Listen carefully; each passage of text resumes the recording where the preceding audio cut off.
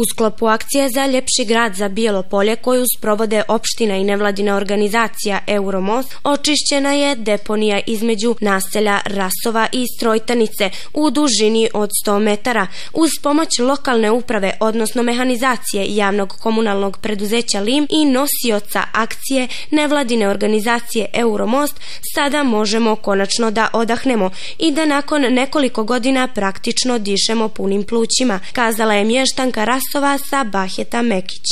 Ja bih prvo da se zahvalim ovoj nevladinoj organizaciji Euromost, jer stvarno da nije bilo njih, ovo ne bi sad uradili kao što su uradili.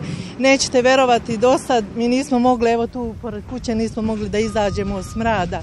Mi nismo se toliko ni nadali jer znamo, uvijek su nam obećavali, međutim nikad ništa nije se ovo ovako organizovalo kao danas.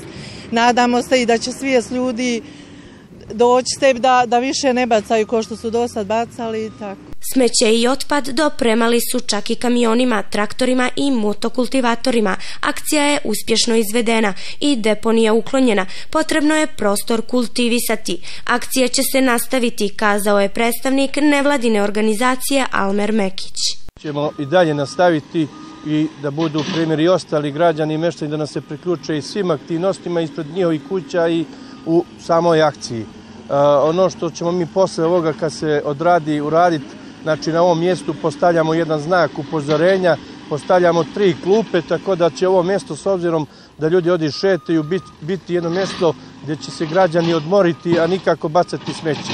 Također, evo, meštani su predložili i to će se završiti da se postavi jedna kamera, tako da će ovo mjesto biti pokriveno video nadzorom i da vidimo kako će to da funkcioniše. Ako bude dobro funkcionisalo, s obzirom da hvali ljudi u komunalnoj policiji, onda ćemo možda još na neka mjesta uz saradnju sa meštanima postavljati video nadzor na sva mjesta koja očistimo.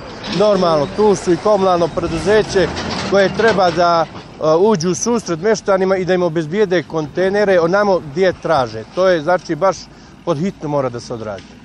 3. maja dolazi na zelena patrola koja se tu zadržava 4 dana, ako neko nije znao. Evo ja ću mu kazati, znači zelena patrola je poznata u svim državama u okruženju Crne Gore, ona će biti ovdje 4 dana i njen posao će biti da odradi jedno predavanje na fakultetu i njen posao inače kao zelene patrole da otkrije tamo gdje se nelegalno odbacuje smeće, naročito kod firmi.